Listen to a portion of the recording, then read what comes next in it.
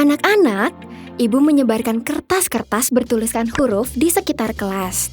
Dan ibu juga menyediakan kartu gambar nama-nama ikan yang kita pelajari tadi.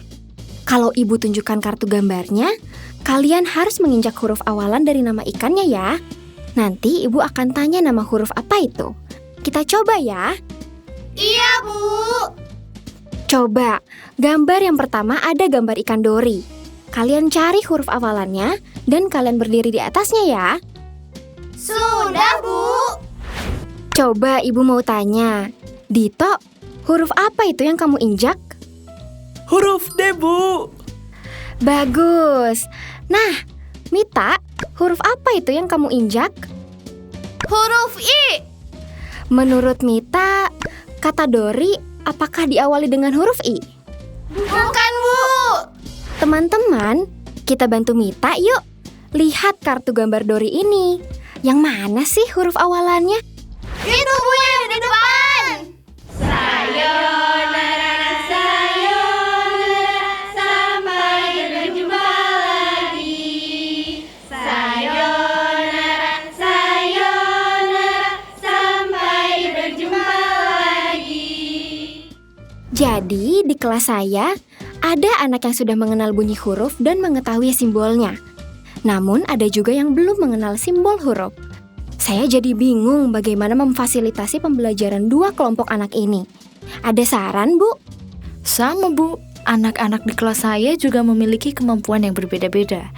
Kalau di kelas saya, setelah melakukan asesmen awal, saya mendapati bahwa murid saya terbagi menjadi dua kelompok.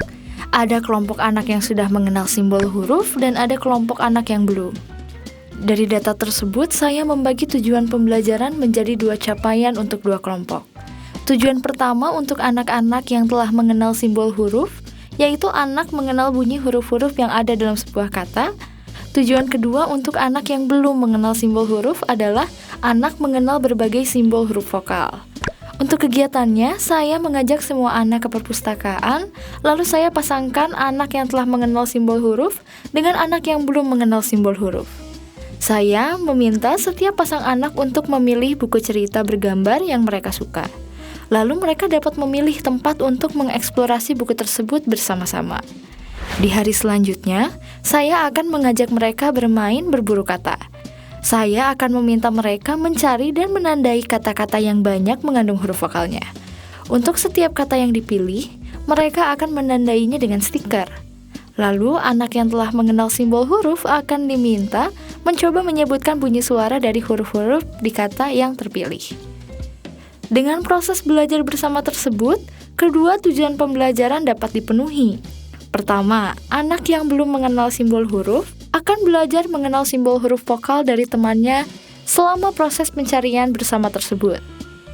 Kedua, anak yang telah mengenal huruf akan semakin dikuatkan untuk mengenal bunyi huruf tersebut dengan mencoba menyebutkan huruf-huruf dari kata yang terpilih. Jadi masing-masing kelompok ditantang sesuai dengan kebutuhannya. Oke deh, Bu. Kalau begitu saya juga akan coba merancang kegiatan pembelajaran yang bisa mengakomodir kebutuhan dua kelompok di kelas saya. Ibu dan Bapak, itulah tadi contoh penerapan pembelajaran terdiferensiasi pada tahapan siap. Dari percakapan antara Bu Meta dan Bu Marni tadi, kita mendapat catatan penting tentang penerapan pembelajaran terdiferensiasi pada tahap siap. Yaitu, pada tahap ini, pendidik sudah melakukan asesmen awal untuk memetakan capaian peserta didik. Hasilnya, pendidik membagi peserta didik menjadi dua kelompok menurut capaian belajar mereka. Perlu diingat bahwa pembagian kelompok ini sifatnya dinamis, sehingga anak-anak tidak selalu berada dalam satu kelompok yang sama.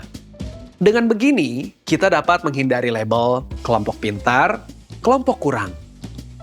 Guru memfasilitasi pembelajaran dengan menggunakan berbagai metode berdasarkan capaian belajar, kebutuhan, dan minat anak. Perbedaan penggunaan ragam metode pada tahap siap dengan tahap mahir adalah jangka waktu penerapannya. Pada tahap siap, guru menggunakan metode pembelajaran yang bervariasi dalam sebuah periode waktu yang lama, misalnya 1 semester. Contohnya, di kelas Bu Marni, Pada hari pertama, anak diajak bermain kartu huruf.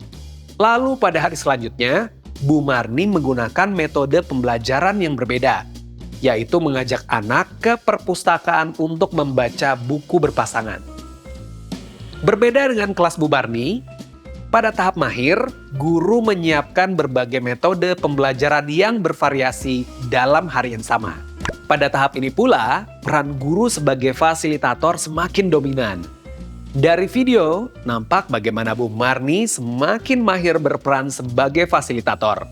Ia bahkan mendorong anak untuk menjadi tutor bagi teman sebayanya. Demikian pembelajaran kita hari ini. Ibu dan Bapak guru dapat langsung mempraktekkannya pada satuan pendidikan masing-masing ya. Selamat mencoba!